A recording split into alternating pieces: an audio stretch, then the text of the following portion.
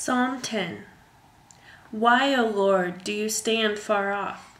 Why do you hide yourself in times of trouble? In his arrogance, the wicked man hunts down the weak, who are caught in the schemes he devises. He boasts of the cravings of his heart. He blesses the greedy and reviles the Lord. In his pride, the wicked does not seek him.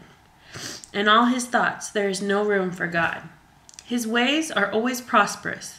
He is haughty, and your laws are far from him. He sneers at all his enemies. He says to himself, "Nothing will shake me. I will always be happy and never have trouble." His mouth is full of curses and lies and threats. Trouble and evil are under his tongue. He lies in wait near the villages. From ambush he murders the innocent, watching in secret for his victims. He lies in wait like a lion in cover. He lies in wait to catch the helpless. He catches the helpless and drags them off in his net. His victims are crushed. They collapse.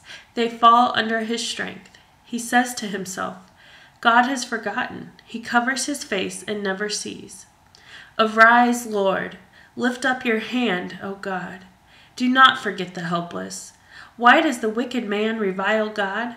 Why does he say to himself, "He won't call me to account"? But you, O God, do see trouble and grief.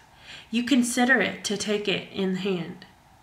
The victim commits himself to you. You are the helper of the fatherless.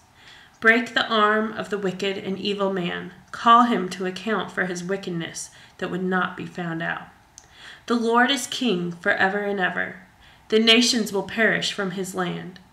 You hear, O Lord, the desire of the afflicted.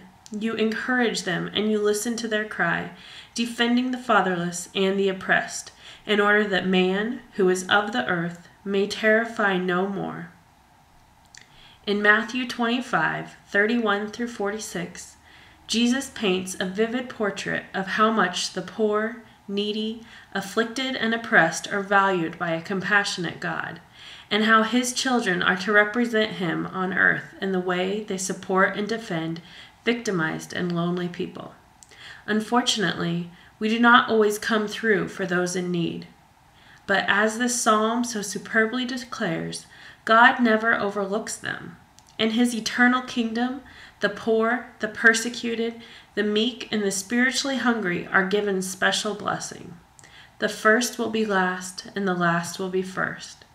Our Heavenly Father has a very tender heart toward those who suffer and cry out to him. When they run to him for refuge, he promises to hear, encourage, and defend them.